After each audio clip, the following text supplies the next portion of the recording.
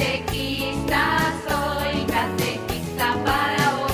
Catequista soy, construyendo el reino del amor. Catequista soy, catequista para hoy. Catequista soy, construyendo el reino del amor. Hazme verdadero educador, siempre atento a tu voz, con pies ligeros y buen humor, para anunciar la salvación. Catequista soy, catequista para hoy. Catequista soy, construyendo el reino del amor. Buenas, estamos ya con la cuarto tema, estamos ya casi en la mitad de nuestro curso. Vamos avanzando. El capítulo pone 5 porque habíamos visto que varios temas, hemos hecho 2 temas en uno. O sea, una sola clase son 2 temas. Vamos entonces ahora con la iglesia diocesana. La próxima semana vemos la iglesia misionera, cómo la iglesia se ha ido organizando, y la próxima semana cómo la iglesia ha ido evangelizando, cómo llevaba este proceso misionero. Recordar un poquito la organización territorial de la iglesia. Toda la iglesia universal se distribuye por diócesis, y un grupo de diócesis están de alguna manera coordinadas por una arquidiócesis. Arqui significa antigua, precedente. Entonces, en América se fundaron las primeras diócesis relativamente pronto. Veíamos el pequeño conflicto que tuvo el rey Fernando con el Papa para las 3 primeras diócesis, pero dependían de la arquidiócesis de Sevilla. Entonces, en 1546 se erigen las 3 primeras arquidiócesis americanas, que a su vez aglutinaban, coordinaban con las diócesis vecinas. Cuando veamos después los temas de los concilios, el concilio normalmente no es solo para la diócesis, sino que también de alguna manera reúne a todas las arquidiócesis vecinas, que en los primeros años eran muy extensas. Los concilios de Lima, por ejemplo, era prácticamente todo el Perú y parte también de otros países, de Argentina, de Bolivia, de Ecuador, que participaban en ese concilio llamado limense, pero que reunía buena parte de América Latina. Visto un poquito el tema anterior del patronato y cómo se relacionaba el rey con el Papa para todo esto, la forma de crear una nueva diócesis empezaba por el rey. El rey, con todo aquel complejo de estructuras que tenía para ayudarles, lógicamente en esto no lo va a hacer él directamente, extendía la cédula real, en la que presentaba al Papa a tal candidato, por ejemplo, el caso de Toribio Alfonso de Mogrovejo, para la arquidiócesis de Lima.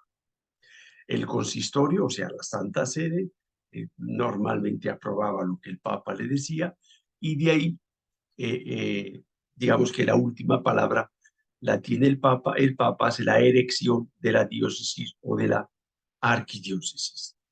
Veíamos también que en un primer momento los que más participan en toda esta misión en los tiempos de la colonización son los religiosos, pero vamos a ir viendo que van a ir apareciendo también el clero diocesano, tanto el que viene de España como los criollos, los hijos de los españoles que han nacido ya en América, e incluso algunos indígenas, aborígenes, depende de la palabra que utilicemos.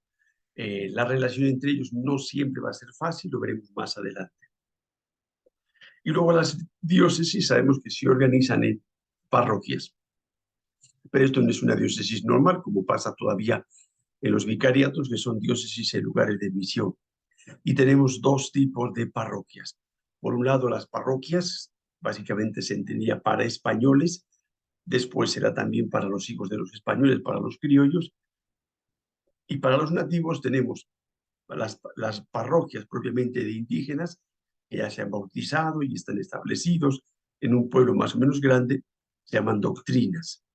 y los pueblos donde se han presentado los misioneros y están evangelizando, están catequizando, hay algunos que ya están bautizados, pero todavía se considera propiamente territorio de misión que está empezando, se van a llamar misiones, ¿sí?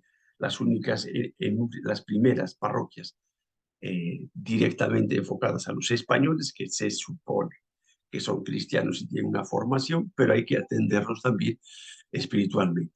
Y las otras orientadas hacia los nativos, donde todavía hay una parte importante de evangelización, de enseñarles a vivir como nos enseña el Evangelio.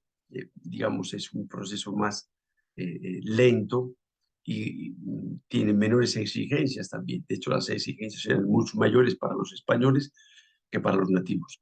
Cuando veamos después la Inquisición, veremos que la Inquisición no existía para los nativos, para los indígenas, porque no consideraban que no estaban preparados para eso. Pues así es un poquito cómo se va organizando poco a poco la iglesia diocesana. Recordemos lo que veíamos la semana pasada, continuamente va a tener que estar improvisando, porque esto que ahora, por ejemplo, parece más o menos claro, españoles por un lado, nativos por otro, el criollo, bueno, le metemos con el nativo, pero y cuando aparecen los mestizos, que también veíamos ya la semana pasada, cuando aparecen los negros, cuando aparecen los mulatos, cuando aparece la mezcla del mulato con el criollo, o sea, la cosa empieza a desparramarse de tal manera que estas primeras divisiones aparentemente sencillas y claras, después se muestran completamente insuficientes, pero sobre la marcha se tuvieron que ir adaptando a la nueva realidad que nadie sabía exactamente qué es lo que iba a ir sucediendo y iba a ir pasando. Por eso es tan importante lo que veíamos los temas anteriores de entender la realidad de la riqueza que supone el mestizaje en América Latina. Bueno, los obispos ya habíamos visto un poquito también la semana pasada. De acuerdo al patronato, eran los reyes los que los presentaban el obispo al papa. Se hacía un esfuerzo importante por elegir obispos dignos, obispos preparados para lo que se quería hacer, porque había un interés por parte de la corona en hacer las cosas bien en América Latina. A partir de Carlos III, el que va a expulsar a los jesuitas, ya el interés no es el mismo, ese interés de cristianizar, de evangelizar, de los reyes católicos y de sus hijos y sus primeros sucesores va a ir desapareciendo. Pero siempre ha habido un intento de elegir obispos, personas aptas que puedan cumplir bien su misión. Otra cosa ya es lo que entendemos por cumplir bien su misión. Cuando llegamos a esa parte ya del regalismo que hemos visto varias veces, prácticamente el absolutismo, el rey lo que va a buscar es alguien que le diga amén a todo lo que él dice. Mientras que estos primeros reyes van a buscar obispos que no les lleve la contraria. También, por supuesto, nadie nos gusta tirar piedras en nuestro propio tejado, pero van a buscar que sean buenos obispos, obispos bien preparados, obispos santos, para que la iglesia vaya agarrando cuerpo, vaya agarrando fuerza, como veíamos también el tema pasado, que por medio de la educación, la iglesia vaya agarrando en América Latina una cierta autonomía, ¿ya? Bueno, lo cierto es que los reyes presentados al Papa, el Papa podía decir que no, normalmente siempre decía que sí, tenían que hacer un juramento directamente al rey, pero por medio del Real Patronato. Y tenían que remitir informes no a la Santa Sede, sino al Consejo de Indias. Ya veíamos también la semana pasada que el Consejo de Indias es el que organiza, controla, supervisa todos los alfileres que se mueven en la América hispánica. Bueno, pues los obispos tenían que rendir informes al Consejo de Indias. Cuando tenían problemas con los virreyes o los gobernadores en lugares más pequeños, normalmente las quejas el uno el otro mandaban al rey, en realidad mandaban al Consejo de Indias. Bueno, lo cierto es que cuando comparamos América Latina de España con Brasil de Portugal, vemos que en Brasil la cosa fue mucho más lenta que en España. Aquí tenemos en 1620, estamos hablando de 30 años prácticamente después de la primera llegada de los españoles, ni 30 años siquiera, encontramos ya 34 sedes entre obispados y arzobispados. Luego la iglesia ha ido creciendo y se ha querido una presencia importante y real de la iglesia en América Latina. Los obispos trabajan con dos líneas de acción. Uno es la cuestión jurídica, y ahí es donde van a chocar con las audiencias, los virreyes, los virreinatos y los gobernadores. Por un lado, los intereses de la independencia y autonomía de la iglesia, y el otro tema por el que van a chocar con mucha frecuencia es la defensa del nativo. Y la otra línea de acción de los obispos, lógicamente, son personajes importantes, gente normalmente siempre muy bien preparada, y por eso tienen un peso específico en el lugar en el que están, ¿ya? Bueno, y por eso tienen estos choques precisamente con las audiencias, los gobernadores, los virreyes. Hay casos muy curiosos en Perú, por ejemplo, que el gobernador tiene que pedir al obispo que le ayude porque la gente se le quiere comer prácticamente, lo quiere linchar. Y el obispo, con su prestigio, tiene que ponerse de mediador e intentar calmar las aguas. Eh, por eso no es alguien como ahora vemos, y más como pretenden hacerlo, que el obispo anda metido en su obispado, metido en la sacristía, y no tiene ninguna injerencia en la vida ordinaria del pueblo y de la gente, ¿ya? Y bueno, luego la otra línea de acción, lógicamente, es la línea pastoral. Cómo organizo la diócesis, cómo organizo las parroquias, cómo formo a los sacerdotes, a los seminaristas. Ahí vienen los concilios, que lo veremos después. El clero, cómo hago que el clero aumente, cómo formo mi clero, cómo lo cuido. Y la evangelización, cómo vamos extendiendo el evangelio, cómo vamos llegando a esos lugares donde nadie conoce el evangelio, cómo mantenemos a los que ya se han bautizado, a los españoles, a los nativos, a los criollos, todo ese trabajo pastoral que se va a hacer de alguna manera, a pesar de las dificultades y de las distancias, de alguna manera mancomunada.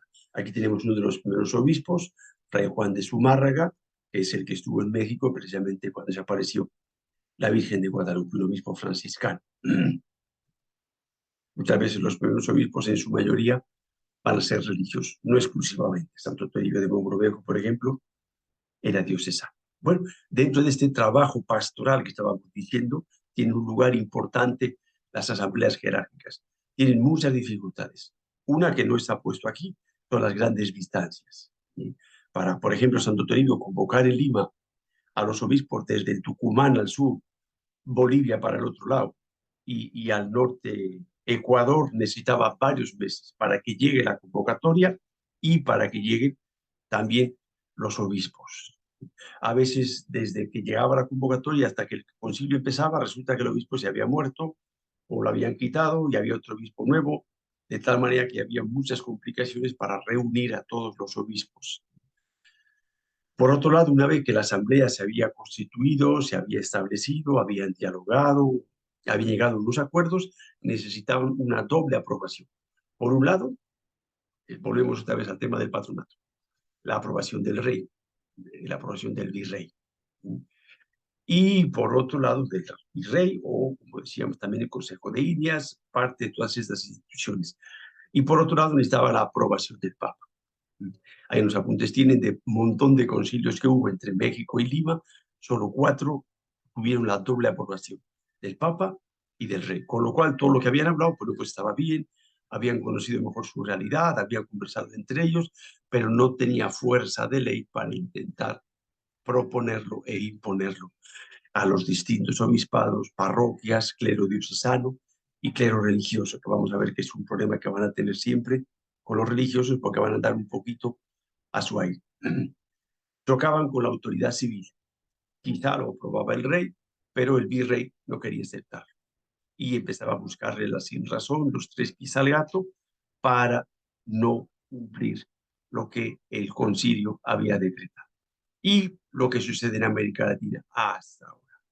Las leyes son acatadas, pero no son obedecidas. Buscamos la manera de zafarnos, de quedarnos con lo que nos interesa, y lo que no nos interesa, nos hacemos los locos. Y si te he visto, no me acuerdo.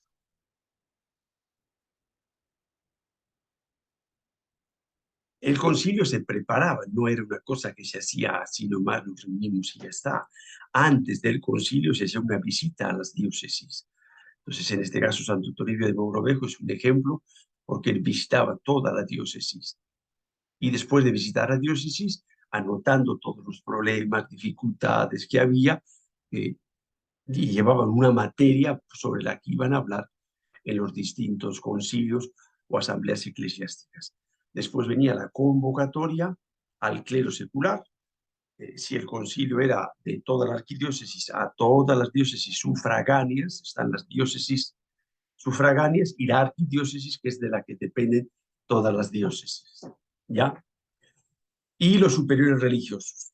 Se convocaba también a todos los superiores religiosos para que ellos puedan opinar, puedan hablar y de alguna manera asuman también la organización que se va dando a la iglesia. Ya hemos repetido varias veces y las veces que falte repetir, que continuamente han tenido que estar improvisando ante las nuevas situaciones que se presentaban.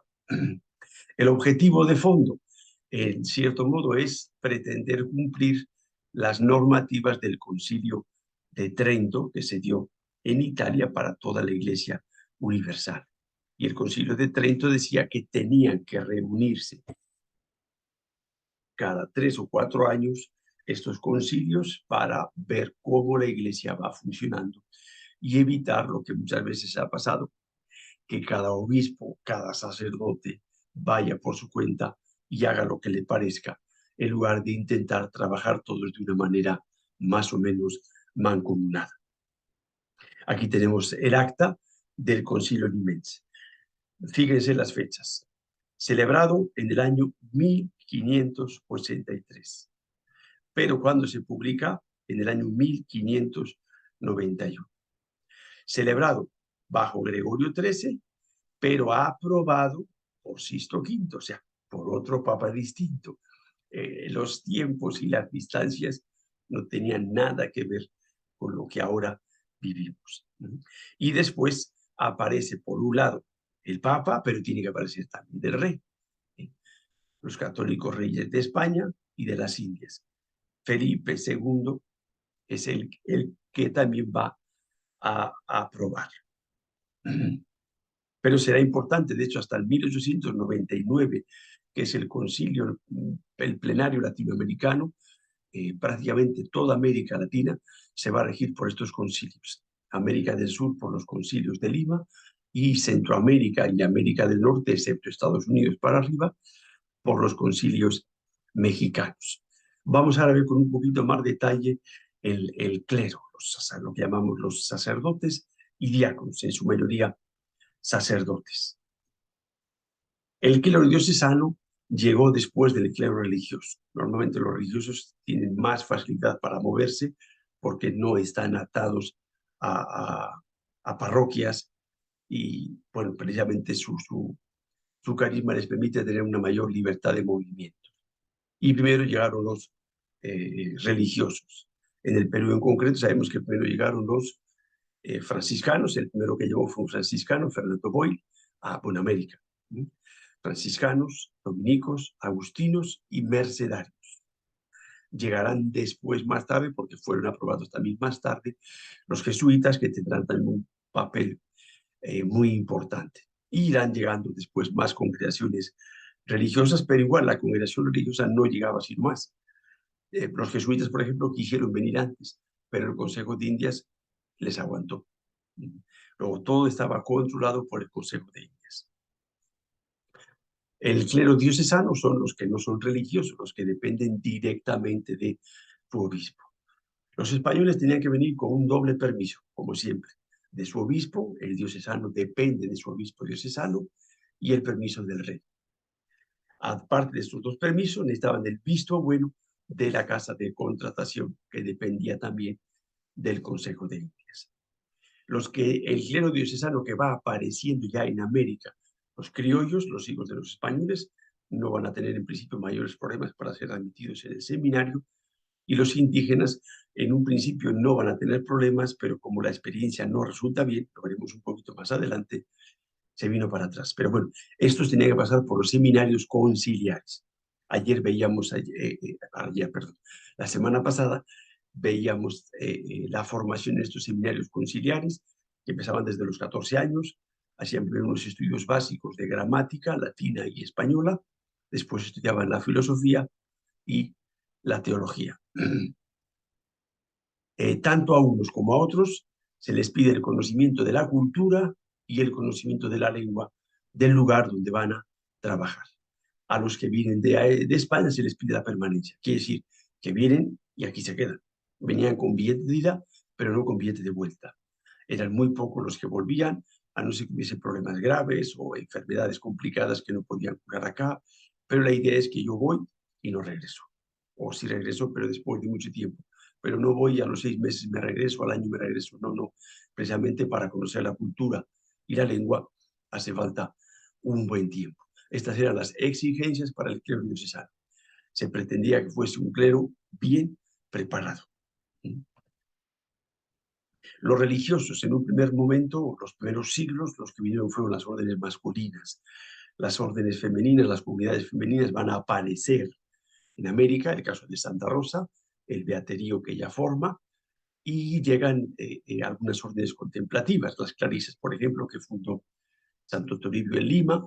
De vida activa prácticamente va a ser a partir de finales del XIX, principios del siglo XX, donde van a venir las comunidades religiosas de vida activa.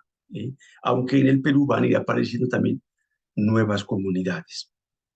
Las más comunes son las comunidades misioneras y pastorales. Pastorales son las que ya se asientan en una ciudad, en un pueblo grande y digamos que hacen una labor de pastoral ordinaria. Aparecen también enseguida las congregaciones asistenciales, las que asisten a los pobres, a los enfermos, a los leprosos, a las viudas, etcétera, etcétera. Y las monásticas de varones y de mujeres. Hablábamos antes en concreto de las clarisas, etcétera, etcétera. ¿Ya? Y dentro de estas órdenes religiosas tienen un lugar importante las órdenes misioneras, sobre todo en los primeros siglos, porque son las que entran en los lugares más difíciles y más complicados. En el caso del Perú, en concreto en la zona de la selva, veremos el próximo año, franciscanos y jesuitas son los que van a meter dinero, gente, vidas, mártires, de todo, etcétera, etcétera, ¿ya? Y luego también en las ciudades, pues había un trabajo también importante de evangelización. La orden misionera está muy unida al proceso evangelizador y colonizador, lo que venimos diciendo desde el primer día. Eso estaba tan mezclado que no se podía separar. Y de hecho hablaban así, de civilizar al salvaje. A nosotros ahora esas palabras nos suenan muy feas y muy raras, pero era el vocabulario que se utilizaba en esas épocas. Las órdenes misioneras, los religiosos, van a tener conflictos con el clero secular. El Papa Adriano VI en 1522, como ya habíamos visto también antes, les concede por medio de la omnímoda, una bula, un montón de privilegios a los religiosos, no porque sean más guapos y más simpáticos, sino precisamente porque son esa punta de lanza para que tengan esa libertad de entrar a distintos lugares. Muchas veces ellos sean los que han abierto los caminos, carreteras, puentes, navegación por ríos, porque tenían esa libertad de movimientos para todo ese trabajo de exploración y, en cierto modo, de colonización y de civilización, porque estaba todo mezclado. Pero el clero secular, los diocesanos, lo mismo que el clero diocesano que es secular, van a reclamar muchas veces que por qué los religiosos tienen esos privilegios y ellos no los tienen. Va a ser una fuente de problemas entre ellos.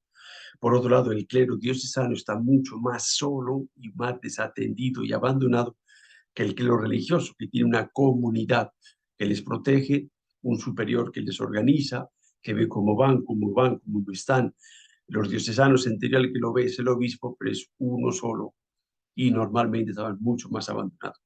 Eso hacía que la formación fuese mucho menor en el clero diocesano. Al estar mucho más solos, aparecían problemas de alcoholismo, problemas de mujeres, en definitiva, problemas morales, problemas económicos, porque tenía que ver cómo sobrevivían y cómo salían adelante. Eh, Todo esto es una situación difícil y complicada de la que ahora a nosotros es muy fácil criticar y decir esto o otro, pero no eran situaciones tan fáciles. El clero aborigen, el clero autóctono del lugar, va a ser muy poco numeroso. Ya decíamos antes, los franciscanos y los dominicos enviaron a algunos niños a Sevilla a prepararse, pero normalmente tuvieron bastantes problemas. Yo creo desde mi punto de vista que se quemaron etapas. Eh, no puedo sembrar y querer cosechar enseguida. Hace falta un tiempo de maduración en el que se vaya entendiendo mejor la vida cristiana, la vida consagrada, para poder cosechar vocaciones de una manera más o menos numerosa. Excepciones, pues por supuesto, siempre hay. Pero bueno, estos problemas al principio y son pues, lo que pasa normalmente, la ley del péndulo. En un primer momento te emocionas porque todos quieren ir, porque todos quieren ir a Europa, todos quieren ir a España, pero realmente ¿por qué quieren ir? Y hay muchas veces que ni ellos saben exactamente que están queriendo ir allí por salir y ver otra cosa. Está todo mezclado, ¿no? No hay un discernimiento, entonces esto hizo que se dijese no están preparados, son muy inconstantes y se emocionan y después se cansan. Y esto hizo el paro para el clero aborigen, no el criollo, ¿sí? Incluso el mestizo no había tanto problema, sino normalmente el clero indígena, bien sea de la costa, de la sierra o de la selva, por supuesto, mucho más porque la entrada en la selva es mucho más tardía, porque es mucho más complicado el acceso a la selva. Sí se produce entre el clero diocesano y sobre todo en el clero religioso una criollización del clero, que quiere decir que cada vez van entrando más criollos dentro de las congregaciones religiosas. Y empieza a aparecer el problema. ¿Cuál es el problema? Los niños tienen un espíritu colonial, tienen muy claro que ellos son civilizadores y colonizadores al mismo tiempo que evangelizadores, eh, pero el criollo empieza a entenderlo de otra manera, porque ellos son naturales de allí. El espíritu colonial tiene un cierto espíritu, lo veíamos ya desde el primero o segundo tema, no recuerdo bien, en el que dice nuestra civilización es la auténtica, es la buena, y tenemos que enseñarles a ustedes cómo se vive. Claro, el criollo, el peruano, el argentino, el mexicano, que ya ha nacido aquí, que vive aquí, dice, bueno, ¿por qué su cultura va a ser mejor que la nuestra? Si estamos aquí, lo normal es que vivamos como vivimos aquí. Y empiezan a aparecer las complicaciones. En unos primeros años se pide como un favor ser admitidos al sacerdocio, a la vida religiosa, pero según van pasando los años y aparecen cada vez más número de, de sacerdotes, de religiosos criollos, ya no es un favor que ellos están pidiendo, ya es como un derecho que ellos van teniendo. Entonces se pasa de pedir humildemente a exigir. Así como los colonos, los que vienen de España o de otros países, esperamos principalmente de España y Portugal, se consideran que su civilización es mejor que la que hay aquí, el criollo dice, pero nosotros estamos más preparados, nosotros hemos nacido aquí, conocemos mejor a nuestra gente, sabemos cómo piensan, cómo entienden, ustedes vienen de afuera, y ya empieza a aparecer las tensiones entre españoles directos y criollos, hijos de españoles. Aparecerá también más adelante dentro de este grupo de sacerdotes criollos la proemancipación, o sea, ese deseo de decir, bueno, ¿cuándo nosotros vamos a poder ser auténticamente nosotros? Políticamente, pero también eclesiásticamente. De tal manera que empiecen a decir por qué los superiores de las casas religiosas tienen que ser españoles, también podemos ser nosotros. Porque los provinciales, las congregaciones normalmente se organizan en provincias, porque el provincial tiene que ser español, también puede ser criollo, claro que puede ser criollo. Y ahí empieza un poco el tira y afloja. En algunas congregaciones religiosas femeninas y masculinas todavía esto está pasando ahora. Entre congregaciones que se han reforzado con personas que vinieron de España hace 50, 60, 70 años, o quizá menos, y todas estas han ido haciéndose mayores y ahora entran las jóvenes o los jóvenes peruanos y es un proceso difícil pasar de un estilo al otro estilo. Son procesos normales y naturales de crisis que no tenemos por qué asustarnos ni rasgarnos las vestiduras. En realidad es para dar gracias a Dios porque es señal de crecimiento y de enriquecimiento. Recordemos que el único lugar donde no hay problemas es en el cementerio. Gracias a Dios tengamos muchos problemas porque somos muchos. Y tengamos que ver cómo hacían estos pobres, cómo se iban organizando y cómo iban haciendo las cosas para que la iglesia vaya creciendo, se vaya desarrollando como iglesia, vaya madurando, de tal manera que de alguna manera sea más o menos autónoma, sin tener que necesitar de ayudas económicas o humanas de otros países, del norte, del sur, del este, del oeste, no importa de dónde. Pero lo ideal es que cada iglesia, en relación con las otras iglesias, por supuesto, pero vaya ganando en autonomía. Y en la medida de lo posible también, lógicamente, nos vamos ayudando los unos a los otros, pero cada uno intentamos ir creciendo, que es lo que se intentó desde el principio y lo que seguimos intentando ahora. En 1767 se produce en América Latina un hecho bastante doloroso y que hizo bastante daño, que es la expulsión de los jesuitas. Este señor que está aquí es el rey Carlos III. Todo esto viene como consecuencia del regalismo, que decíamos que en cierto modo es consecuencia del absolutismo. El rey quiere tener el control de todo. Es consecuencia también de la Ilustración, que va viendo ya a la iglesia como parte del atraso. Quieren ellos controlar también la educación, como veíamos la semana pasada. Las masonerías desde Inglaterra de alguna manera están promoviendo la emancipación, pero no con un deseo inocente y puro, sino que también están mezclados los intereses de Inglaterra. Aparece un anticlericalismo y en ese deseo de controlar todo, de absolutismo, de que el rey maneje todo, se encuentran con que la iglesia es un elemento de choque. Intentan, como veíamos, controlar a la iglesia. Y dentro de la iglesia, quien se movía con más libertad y tenía de alguna manera más influencia en la sociedad eran los jesuitas. Tenían no solo muchos colegios, sino que tenían también universidades. De tal manera que ven a los jesuitas como un estorbo para sus deseos de control total. Y empiezan a ver las maneras y las formas. Ahí les pongo un poquito en el texto la gota que colmó el vaso, pero simplemente es la gota o la excusa. Lo que ven de la forma de quitárselo de en medio. Lo cierto es que los votaron a todos. Primero de Portugal. Los portugueses tenían mucho interés en las misiones jesuíticas por el tema de los esclavos, por el tema económico y querían quitárselo de en medio.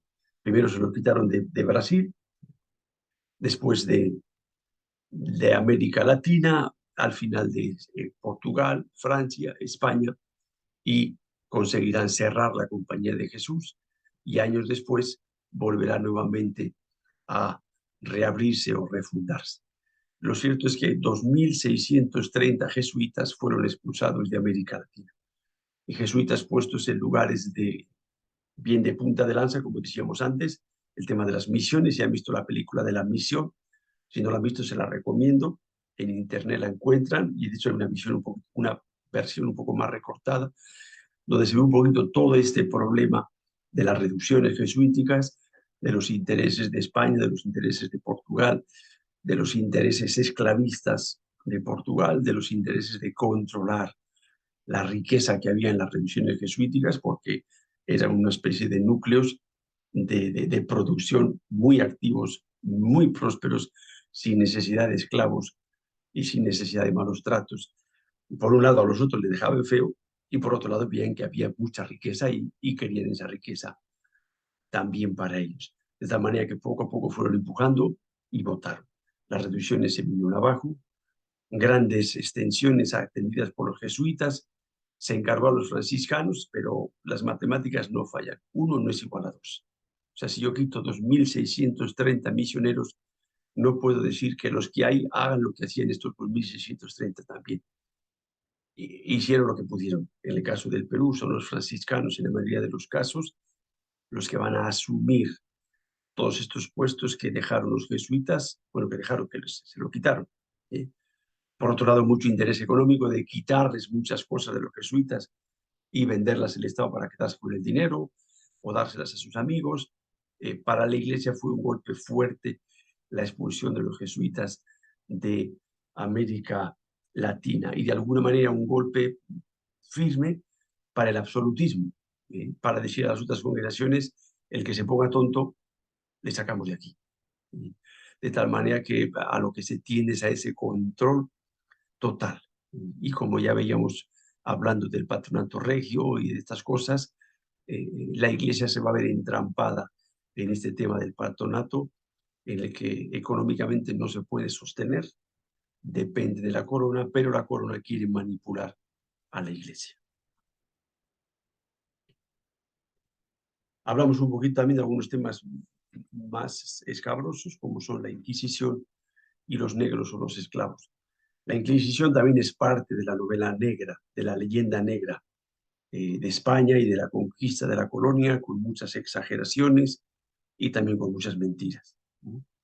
En primer lugar, la Inquisición, ya habíamos visto también la semana pasada, nace a petición de los reyes para evitar la división dentro de la nación. La división dentro de la iglesia supone una división dentro de la nación. El problema es cuando se permite al brazo secular, o sea, la parte civil, que intervenga en las penas. Y ahí es donde ya las cosas se empezaron a ir de las manos. Bueno, en América Latina llegó también la Inquisición a partir del año 1570, si no recuerdo mal, ahorita lo vemos. En Lima, 71 en México y más adelante en Cartagena. Pero era básicamente para los frailes, los religiosos, los monjes, para los obispos. Y buscaban este tipo de infracciones morales, recaídas en la idolatría y algún tipo de herejía. Estos son los tres tribunales y después de estos tribunales tenían una especie de subsedes en las ciudades más importantes para tener un cierto control. Lo cierto es que la extensión es una barbaridad y prácticamente no se alcanzaba, muy pocos funcionarios para todo eso. De tal manera que la presencia de la Inquisición se da prácticamente en estas ciudades más importantes y en el resto la Inquisición prácticamente no existió. Los indios están exonerados de la Inquisición. La Inquisición es solo para los españoles, no afecta a los indígenas.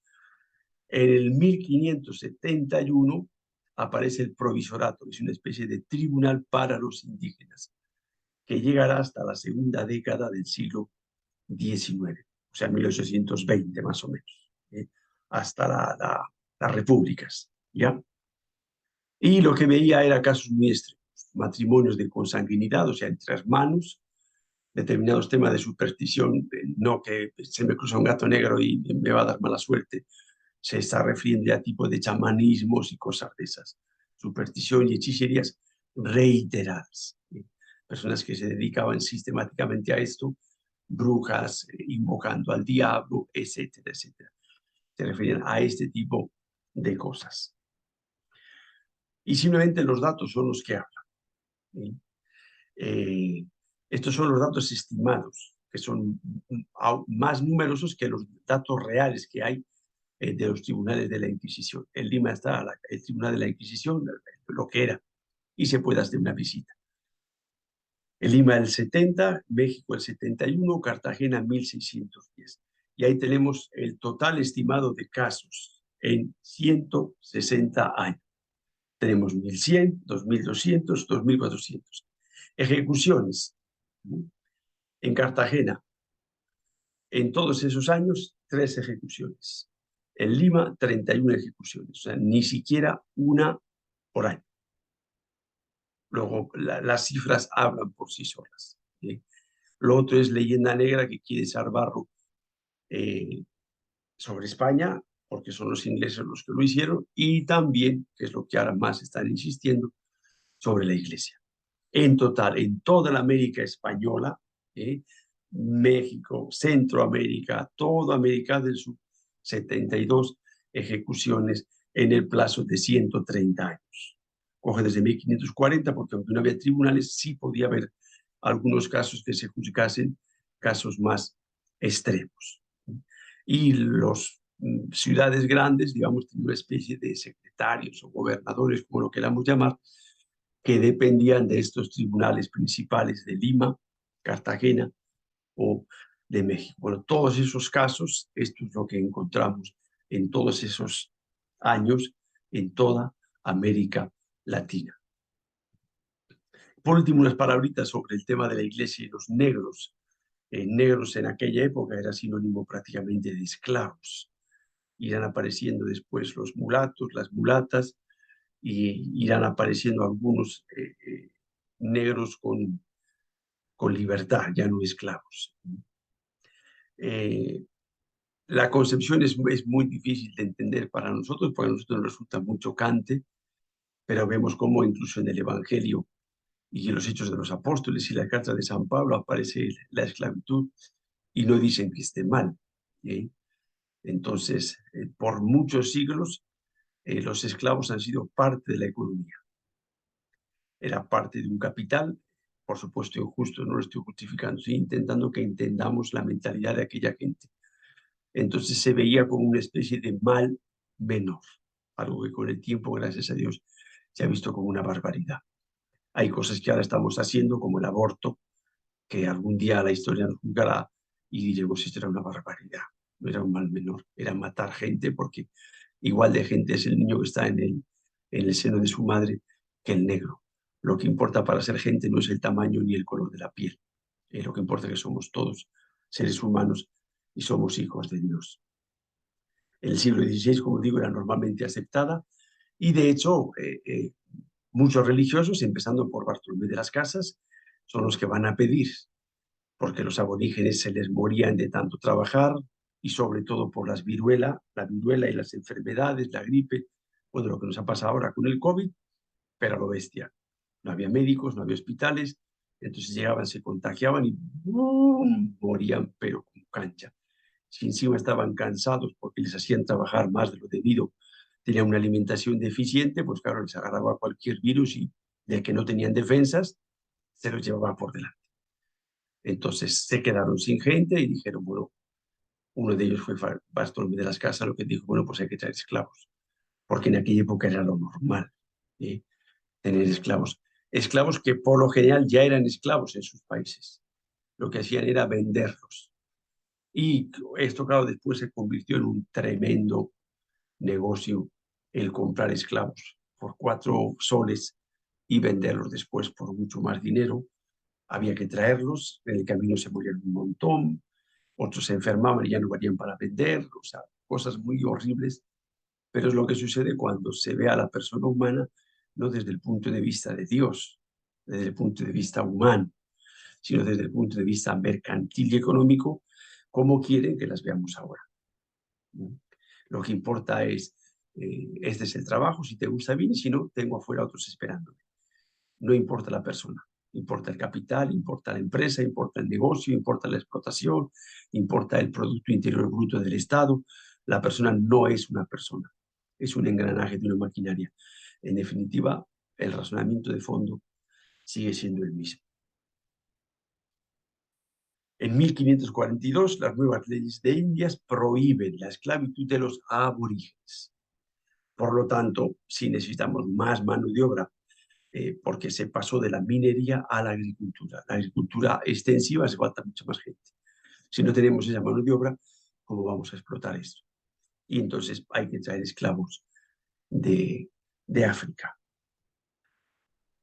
En el territorio español, siendo mucho mayor que el portugués, 500.000 de esclavos, en el portugués casi 3 millones de esclavos. La esclavitud se va a abolir mucho antes en el territorio español, en el territorio portugués también. Pero bueno, no vamos a decir que uno es mejor, otro es peor, son momentos históricos distintos. La Iglesia frente a esto no supo reaccionar quizá como debería de haber sido en su momento. Sí hubo algunos valientes que dijeron que era una barbaridad, que esto no se podía hacer, y algunos tuvieron problemas, precisamente por, así suele pasar a los profetas, que se adelantan a su tiempo, no les entienden y les persiguen y les atacan. Lo que sí criticaba la Iglesia era cuando se les trataba mal, cuando no se les daba de comer, cuando se les trataba como animales, cuando se les golpeaba, cuando se les maltrataba, etcétera, etcétera. La Iglesia entonces lo que va a intentar es mejorar sus condiciones de vida desde que llegan al puerto. En algunos casos, incluso en los puertos donde salían de África, se intentaba ayudarles ya desde ahí, incluso algunos evangelizarlos y bautizarlos ya desde allí, porque estaba la mentalidad en aquella época del que el que no se ha bautizado se va al infierno. Y por eso se buscaba la forma de, ayudados de intérpretes, catequizarles cuanto antes para poderles bautizar cuanto antes, sobre todo a los que ya venían enfermos.